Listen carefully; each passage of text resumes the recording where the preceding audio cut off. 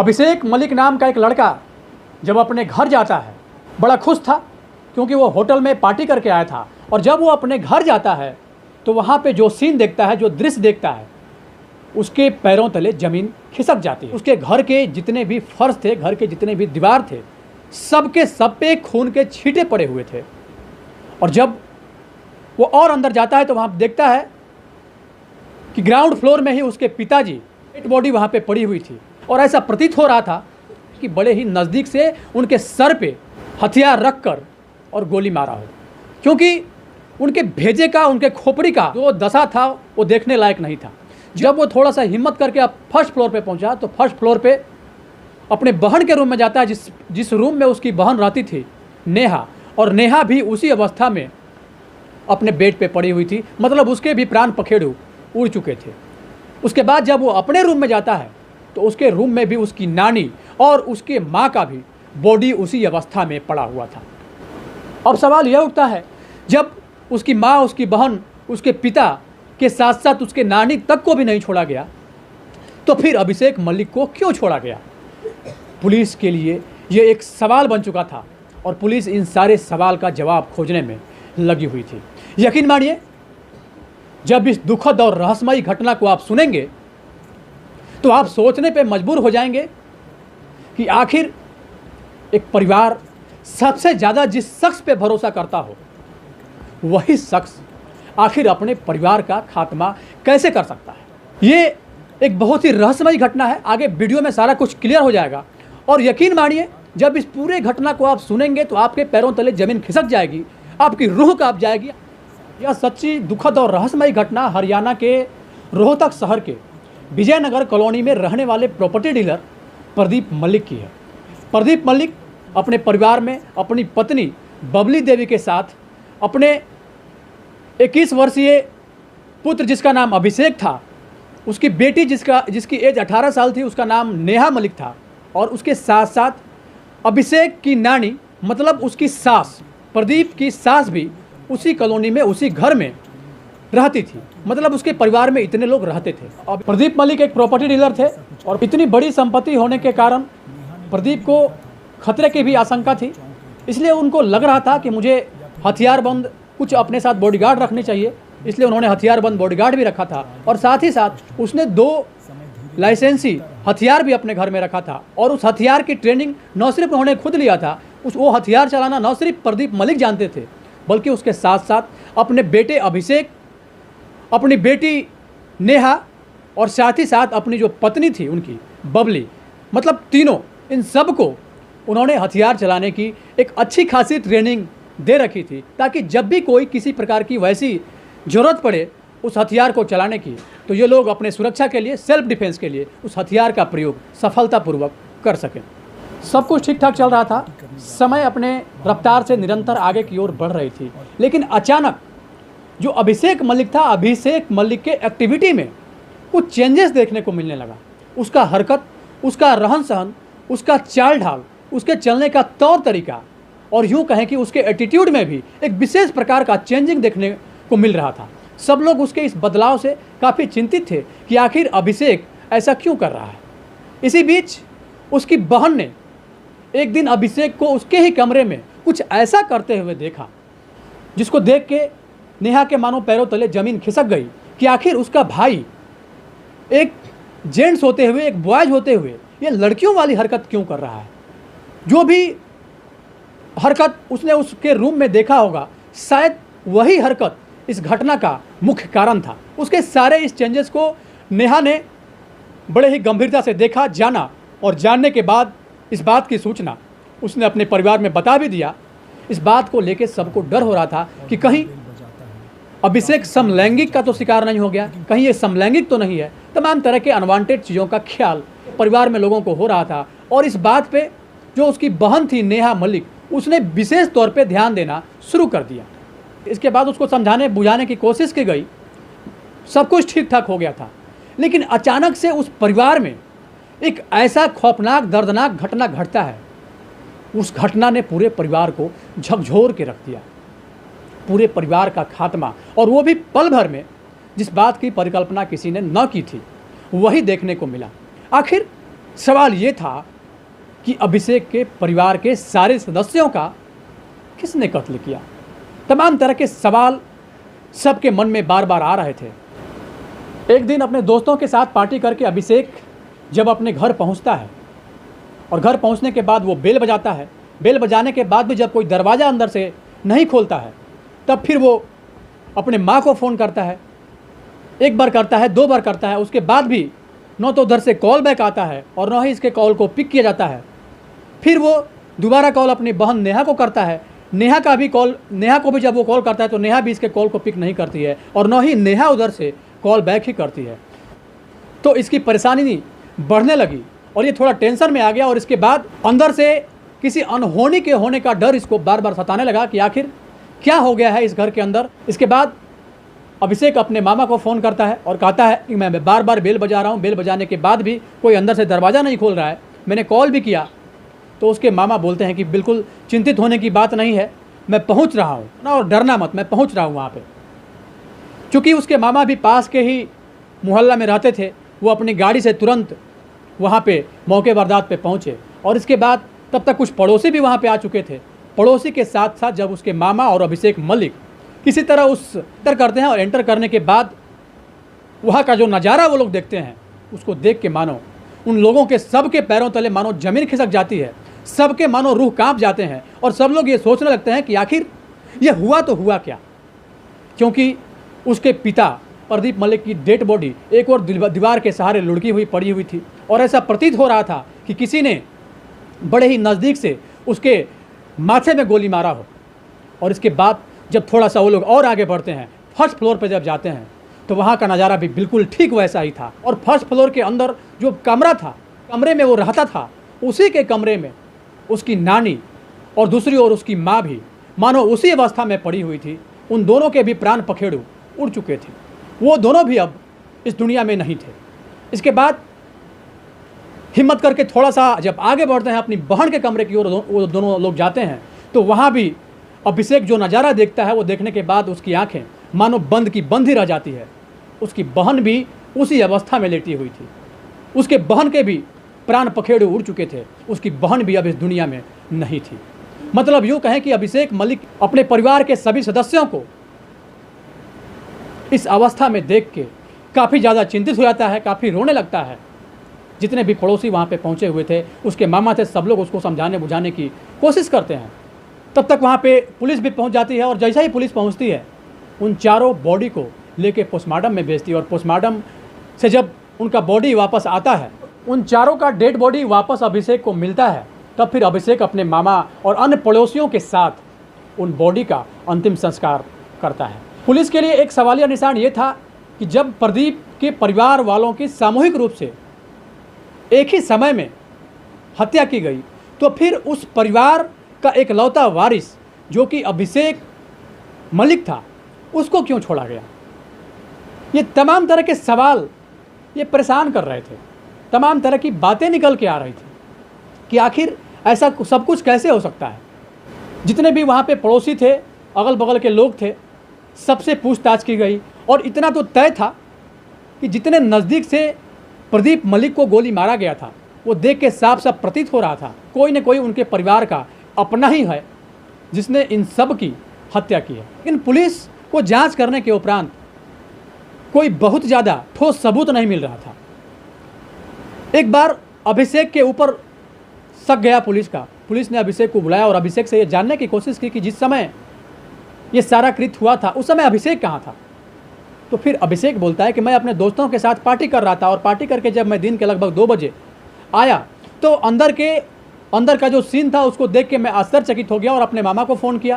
क्योंकि मैंने कई बार अपने परिवार वालों को फ़ोन किया, उधर से रिप्लाई नहीं आया, किसी ने दरवाज़ा नहीं खोला, तो फिर मैंने अपने मामा को फ़ोन किया और मामा, मैं और कुछ और अन्य पड़ोसी अंदर एंटर किए और एंटर करने के बाद तमाम तरह की चीज़ें सामने आई। इसके बाद फिर पुलिस भी वहाँ पर पहुँची। इसके बाद उस होटल का CCTV कैमरा खंगाला गया जिस होटल में अभिषेक अपने दोस्तों के साथ पार्टी कर रहा था। तो ये बात सत्य निकला, अभिषेक उसी होटल में पार्टी कर रहा था। जैसे ही CCTV फुटेज में अभिषेक दिखा, पुलिस का जो 1% डाउट अभिषेक के ऊपर जा रहा था वो डाउट भी ख़त्म हो गया। अब पुलिस ने नए सिरे से जांच वहाँ पे प्रारंभ कर दी। अब पुलिस अपना हाथ पांव निरंतर मार रही थी, कॉल डिटेल भी खंगाल रही थी, सारा कुछ हो रहा था, लेकिन इस बीच कोई ठोस प्रमाण, कोई ठोस सबूत ऐसा कुछ भी नहीं मिल रहा था जिस बात को लेके प्रदीप और प्रदीप के परिवार के हथियारों तक पुलिस पहुंच सके। लेकिन पड़ोसी से पूछताछ करने के क्रम में कुछ ऐसे बातों का खुलासा हुआ जो जान के पुलिस को आश्चर्य हो गया। जब अभिषेक अपना स्टेटमेंट दे रहा था, जब अपना बयान दे रहा था, उसका जो बॉडी लैंग्वेज था, उसके बॉडी लैंग्वेज से साफ साफ पुलिस वालों को लग रहा था कि इसका जो हरकत है ये एक लड़के वाली हरकत नहीं है, इसका हरकत बिल्कुल लड़कियों वाली हरकत है। उसी हरकत से पुलिस थोड़ा सा उस बात को अपने माइंड में लेकर और एक अलग स्तर से पूरे केस को देखना प्रारंभ कर दी। तत्काल पड़ोसी भी ये बात बता चुके थे कि अभिषेक जो है वो समलैंगिक है, लड़कियों वाला उसका हरकत है, तमाम तरह के चीज़ जो कि पड़ोसी उसको हर रोज़ देख रहे थे। तो फिर पड़ोसी से जैसे ही ये बात वेरीफाइड हो गया, पुलिस ये चीज़ जान गई। अब पुलिस के मन में पता नहीं क्या ख्याल आया, उसने अभिषेक का मोबाइल तत्काल जब्त कर लिया और जब्त करने के बाद अभिषेक के कॉल डिटेल को खंगालना स्टार्ट किया। उस कॉल डिटेल को खंगालने के उपरांत पुलिस को एक बड़ा सुराग हाथ लगा। वो सुराग ये लगा कि एक लड़का था कार्तिक, जिसको वो दिन में कई बार फ़ोन करता था और मतलब दिन में 6-6 घंटा 5-5 घंटे उसके साथ लाइव फ़ोन पे रहता था। तो इस चीज़ को लेके अब अभिषेक के ऊपर थोड़ा डाउट होने लगा कि अगर कार्तिक से उसकी दोस्ती थी तो फिर 6 घंटा 7 घंटा कभी कभी 10-10 घंटा भी उस लड़के के साथ वो क्या बात करता था। क्योंकि वो लड़का था और ये भी लड़का था, अगर कोई सामने लड़की होती तो समझ में आता कि वो उसकी गर्लफ्रेंड थी। क्योंकि अभिषेक भी लड़का था और कार्तिक भी लड़का था। तो ये शक अब धीरे धीरे यकीन में बदलने लगा कि जब पुलिस अभिषेक को सख्ती से पूछताछ की तो अभिषेक ने धीरे धीरे इस बात को स्वीकारना स्टार्ट कर दिया और वहीं से उस बात का खुलासा होने लगा। अभिषेक ने ये बताया केबिन क्रू का पढ़ाई करने के लिए दिल्ली किसी एयरलाइंस कंपनी में चला गया और जब मैं वहाँ एयरलाइंस कंपनी में गया तो वहाँ पे एक केबिन क्रू का तैयारी करने कार्तिक भी आया था और संजोग से कार्तिक भी समलैंगिक था। तो वो समलैंगिक और मैं भी समलैंगिक, दोनों एक साथ, मतलब मुझे कार्तिक में दिलचस्पी बढ़ने लगी, कार्तिक में मुझे इंटरेस्ट हो गया और मुझे लड़कियों से नहीं बल्कि कार्तिक से ही बात करना अच्छा लगने लगा। और हम लोग ये दोस्ती धीरे धीरे आगे चल के, मतलब यूँ कहें कि हम दोनों एक दूसरे की ज़रूरत बन गए और स्थितियाँ और परिस्थितियाँ ये बनी कि हम दोनों एक दूसरे के शारीरिक ज़रूरतों का भी ख्याल रखने लगे। या फिर यूँ कहें कि मुझे कार्तिक के बिना बिल्कुल भी एक पल भी अच्छा नहीं लगता था। आमतौर पर जैसे गर्लफ्रेंड और बॉयफ्रेंड वाली बात होती है, ये सारी चीज़ें अभिषेक उस कार्तिक के साथ करता था क्योंकि कार्तिक भी समलैंगिक ही था। महीने में 2 से 3 बार 4 बार 5 बार भी वो बड़े बड़े होटल में जाता। वहाँ पे होटल में जाने के बाद अय्यासी करता, पार्टी करता, ड्रिंक करता, मतलब जो भी चीज़ें होती है वो सारा कुछ उस कार्तिक के साथ करता। उसकी पढ़ाई एयरलाइंस की कब खत्म हो गई इसको पता ही नहीं चला। जैसे ही पढ़ाई खत्म हुई ये अपने घर आ गया और घर आने के बाद लगातार उस कार्तिक से कांटेक्ट में रहता। जब इसके पास कुछ पैसे होते उस पैसे को लेकर तुरंत अपने गाड़ी से निकल जाता लॉन्ग ड्राइव पे। 2-2 दिन 3-3 दिन तक ये बाहर ही रहता, होटल में उस कार्तिक के साथ व्यतीत करता और उसके बाद फिर वापस आता। जब मन होता वो अभिषेक के घर आता और जब मन होता वो जाता। कभी कभी तो ऐसा हो जाता कि दोनों एक ही कमरे के अंदर 8-8 दिन तक रहते, या फिर जब कार्तिक आता तो 8-8 दिन तक नहीं जाता, 8 दिन 10 दिन के बाद वो अपने घर जाता था। इस बात से किसी को कोई प्रॉब्लम इसलिए नहीं था क्योंकि दोनों एक अच्छे दोस्त थे। और एक दिन फिर दोबारा नेहा मलिक ने अभिषेक और कार्तिक को अभिषेक के कमरे में करते हुए कुछ ऐसा देख लिया जिसको देख के फिर वो आश्चर्य में पड़ गई। और अचानक फिर वो जो फर्स्ट बार जो अभिषेक कर रहा था, जो खुद अकेले कर रहा था, वही चीज़ अब दोनों साथ मिलकर कर रहे थे। ये देखने के बाद वो आश्चर्य में पड़ गई और फिर इस बात की चर्चा वो जाके अपने पेरेंट्स के पास करती है। असल में जो कार्तिक अभिषेक के साथ रह रहा है वो दोनों एक अच्छे दोस्त तो हैं ही, एक अच्छे बेस्ट फ्रेंड तो हैं ही, लेकिन दोनों गर्लफ्रेंड बॉयफ्रेंड भी हैं क्योंकि वो लड़का भी मुझे सेम हरकत करते हुए दिखा। तो इस बात से साफ साफ ये क्लियर हो रहा था क्योंकि नेहा भी पढ़ी लिखी थी, उसको भी ये सारी चीज़ें समझ में आ रही थी। इस बात का जिक्र वो प्रदीप से भी की, अपने पापा से, और अपनी माँ को भी बताई। सब लोग चिंतित हो गए, सब लोग सोचने लगे कि आखिर मेरा बेटा ऐसा कैसे कर सकता है। तमाम तरह की चीज़ें थी। इसके बाद तो अभिषेक को समझाने बुझाने की कोशिश की गई, यहाँ तक कि अभिषेक को घर से बाहर निकलना भी बंद हो गया। पूरे पाबंदी में उसको रखा जाने लगा। अभिषेक की हर एक्टिविटी पे उसके घर वाले अब नज़र रखने लगे, या फिर यूँ कहें कि पूरी तरीके से अभिषेक एक अकेला पड़ गया। और उधर यही हाल कार्तिक का भी था। जो लड़का एक दूसरे के फिजिकल ज़रूरतों को पूरा करता था और आज वही एक दोनों दूसरे से दूर हैं। इस बात को ये दोनों शायद बर्दाश्त नहीं कर पाए थे, लेकिन अभिषेक ये सोचने लगा मुझे कुछ ना कुछ तो करना पड़ेगा क्योंकि मैं कार्तिक के बिना रह नहीं सकता। लेकिन ये सारा कुछ करने के लिए अभिषेक को अपना जेंडर चेंज करवाना ज़रूरी था। तो फिर इसने सोचा कि क्यों ना मैं अपना जेंडर ही चेंज करवा के मैं लड़की बन जाऊं, और इस बात का चर्चा वो सीधा एक दिन जाके अपने पेरेंट्स से करता है कि मुझे लड़की बनना है और लड़की बन के मुझे कार्तिक से शादी करनी है। जेंडर चेंज करवाने के लिए 5-6 लाख रुपए की ज़रूरत है, मुझे 5-6 लाख रुपए दे दीजिए ताकि मैं अपना जेंडर चेंज करवा के मैं उस लड़के से शादी करके उसके साथ रह सकूं। के लिए वो अपनी माँ और अपने पिताजी प्रदीप से भी इस बात का शर्त रखा। इसके बाद उसकी पिटाई भी हुई। प्रदीप ने बहुत ही बुरे तरीके से अभिषेक को पीटा भी और साफ साफ बोल दिया कि ये जो हरकत तुम्हारे अंदर है, इस हरकत को इंस्टेंट बंद करो, नहीं तो फिर और पीटे जाओगे, और तुम जो सोच रहे हो ये तुम सपने में भी नहीं सोचना कि तुमको हम ऐसा करने देंगे। कोई भी नहीं चाहता है कि उसका बेटा जो कि जन्म से ही एक लड़का बन के पैदा लिया है वो लड़की बने, वो अपना जेंडर चेंज करवाए। तो कोई भी ये पेरेंट्स नहीं चाहता है। सब कुछ ऐसा ही चल रहा था, लेकिन अचानक से अब अभिषेक के दिमाग में कुछ कुरफात आने लगा और उसी समय उसने ये प्रण किया कि मुझे कुछ ना कुछ तो करना पड़ेगा। अब अचानक से उसका ध्यान गया कि जो लाइसेंसी हथियार घर में रखा हुआ है आखिर वो कब काम में आएगा, और उसने ये तय कर लिया कि आज हर हाल में परिवार के सभी सदस्यों को ख़त्म करना है। रिवॉल्वर लेके सीधा अपनी बहन के कमरे में पहुंचा। उसकी बहन टीवी देख रही थी। जैसे ही वो अपनी बहन के कमरे में पहुंचा, टीवी का जो वॉल्यूम था, जो टीवी का साउंड था, और तेज़ कर दिया, और तेज़ करने के बाद धड़ाक से एक गोली अपनी बहन के खोपड़ी में मारा और उसकी बहन धड़ाम से वहीं पे गिर गई, खून से लथपथ हो गई, तड़पने लगी, और उसको उसी अवस्था में छोड़ के वो फिर, चूँकि अंदर से वो दरवाज़ा बंद कर चुका था, और उसके बाद जब वो बाहर निकला तो बाहर निकलने के बाद वो अपने रूम की ओर गया। उसकी नानी थी और नानी को वो बुलाया कि नानी आप मेरे पास आइए, मैं आपको गिटार का धुन सुनाऊंगा। क्योंकि वो गिटार बहुत अच्छा बजाता था। अपने गिटार की वादकी को सुनाने के लिए उसने अपने नानी को अपने पास बुलाया, और उसकी नानी भी हमेशा से उसके गिटार की धुन सुनती थी। तो उस दिन भी नानी उसके बुलाने से आ गई, और जैसे ही उसकी नानी आई वो अपने बेड पे बैठी, वो तुरंत ही नानी के भी खोपड़ी में एक गोली मार दिया, और उसकी नानी भी वहीं पे हमेशा हमेशा के लिए सो गई। अब अभी भी उसके परिवार में 2 लोग जीवित थे, एक उसके पिता और एक उसकी माँ। अब वो उस नानी के साथ वो कृत्य करने के बाद वापस वहाँ से दोबारा निकला, और इसके बाद वो ग्राउंड फ्लोर की ओर गया, और जब ग्राउंड फ्लोर की ओर जा रहा था उसके ऊपर ही दिखा कि किचन में उसकी माँ खाना बना रही थी। तो वो सीधा किचन में पहुँचता, और किचन में जाने के बाद अपनी माँ से कहता है कि माँ, नानी को खाना चाहिए, नानी खाना मांग रही है। तो उसकी माँ जो बबली मलिक थी, वो अपनी माँ के लिए, या फिर यूँ कहें कि अभिषेक के नानी के लिए, वहाँ से खाना लेके अभिषेक के कमरे की ओर बढ़ने लगती है। उसकी माँ आगे आगे और पीछे पीछे अभिषेक था। जैसे ही उसकी माँ खाना लेकर अभिषेक के कमरे में पहुँचती है, अंदर का सीन, अंदर का नज़ारा देख के मानो उसके पैरों तले ज़मीन खिसक जाती है। वो देखती है कि हमारी माँ लथपथ अवस्था में खून से सनी हुई बेड पे पड़ी हुई है। वो मानो अचंभित रह गई कि आखिर ये क्या हो गया। जैसे ही वो पीछे मुड़ती है, अभिषेक को कुछ बोलने की कोशिश करती है, उस रिवॉल्वर से एक गोली और निकलती है, और वो गोली सीधा उसकी माँ के सीने में लगती है, और उसकी माँ भी वहीं धड़ाम से नीचे गिर जाती है।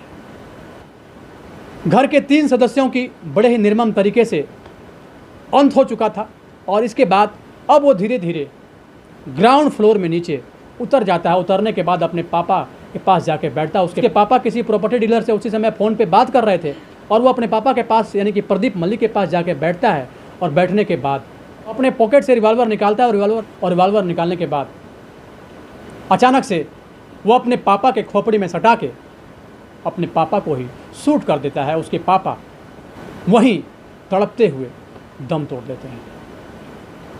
क्योंकि ये अभिषेक चाहता था कार्तिक से शादी करना, और वो करने के लिए सारे कृत्य वो कर दिया, और एक खौफनाक कहानी का अंत इस तरह से हो गया।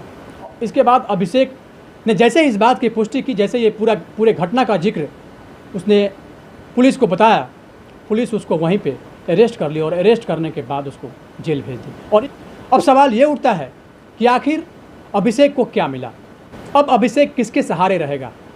दोस्तों, इस दुखद और रहस्यमयी घटना को बताने का उद्देश्य किसी के दिल को दुखाना नहीं, किसी के अंतरात्मा को चोट पहुंचाना नहीं, किसी के भावनाओं को आहत करना नहीं, बल्कि आपको सचेत करना है, आपको जागरूक करना है। बाकी इस पूरे घटनाक्रम को लेके आपकी क्या राय है, अपनी राय निष्पक्षता के साथ कमेंट बॉक्स में ज़रूर दें और ये भी बताएं आखिर जो परिवार अपने बच्चे के लिए इतना कुछ सोचता हो, वही बच्चा, वही लड़का, वही लड़की अपने परिवार का ही खात्मा कर दे, तो फिर इंसान भरोसा किसके ऊपर करे। अभिषेक ने जो कृत्य किया, उस कृत्य ने पूरे मानवता को झकझोर के रख दिया, सिर्फ और सिर्फ अपने पर्सनल स्वार्थ के लिए। इस पूरे घटनाक्रम में टर्निंग पॉइंट क्या था, जहां से ये सारा कुछ होते चला गया? अपनी राय निष्पक्षता के साथ कमेंट बॉक्स में ज़रूर दें।